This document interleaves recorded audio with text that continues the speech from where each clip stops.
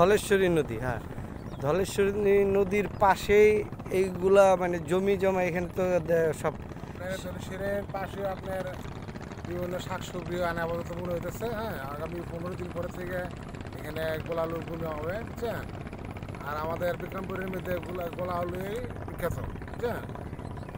সেই জমি আমাকে একটা লোকের 10-12 বিগ বাইক 10-12 বাইক করে জমি চলে গেছে নদীতে, বুঝছেন। মানে এই নদীতে ভাঙনে চলে গেছে। এখন পর্যন্ত মানে চলমান আছে ভাঙন, এখন চলমান আছে ভাঙন, বুঝছেন। মানে কৃষি জমি তো তাহলে এরকম ভাঙন থাকতে থাকলে তো কৃষি জমি যা আছে বলছি কি বুঝছেন, আমাদের বাড়ি লেটান দিবে, বুঝছেন। আমাদের যে বাড়ি আছে বাড়ি ঘরে লেটান দিব। এখন বর্তমানে মানে কৃষি জমি যারা কৃষিবাদ করতেছে, এই ভাঙন চলমান থাকলে তো এরা কৃষি করতে মানে কৃষিবাদ করতে পারবে না,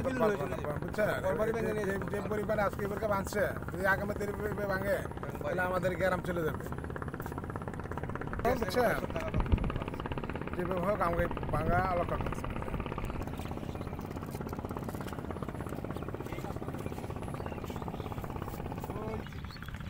একবারে বিলীন হয়ে গেছে নাই।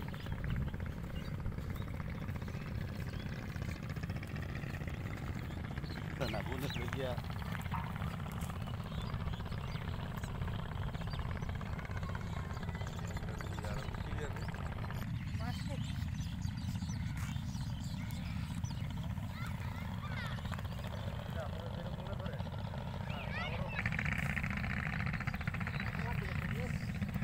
আমার দিকে যায়নি, তোরা কাজ কর।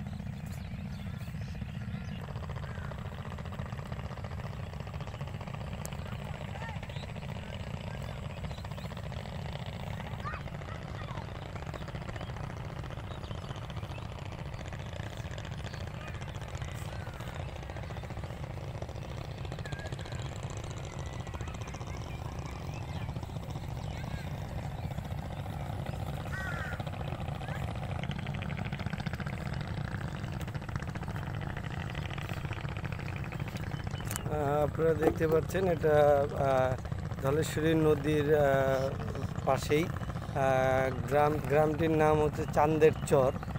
দুই পাশের এই চরে মানে কৃষকরা নানা রকমের সবজি করে থাকেন, কিন্তু দেখা যাচ্ছে এখানে নদীর ভাঙনের কারণে ফসলি জমির যে মাটি ভেঙে নদীর গর্ভে চলে যাচ্ছে।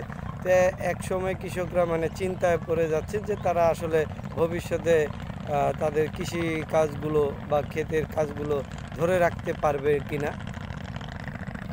মানে এই যে কৃষি কাজ যে আপনারা করতেছেন, হ্যাঁ, মানে এই ক্ষেত্রে কি আপনাদের নদীর ভাঙন যেভাবে হচ্ছে এই ক্ষেত্রে কি আপনাদের কি মানে খুব আচ্ছা ক্ষতি হইতেছে, আমাকে খুব কষ্টের মধ্যে আছি আমরা। থাকবো কই নদী বাংলায় থাকবো গিয়া কই আমরা এই জায়গা হইনি। এবং খেতে যে কাজটা মানে আপনার জায়গা থাকলে সে করবো, জায়গা ওই জন্য নদী ভাঙিয়ে নিতেছে, আমরা কই চাষ করবো, কই খামো, বাংলায় থাকবো কই। আমাকে বিপদ, খুব বিপদ।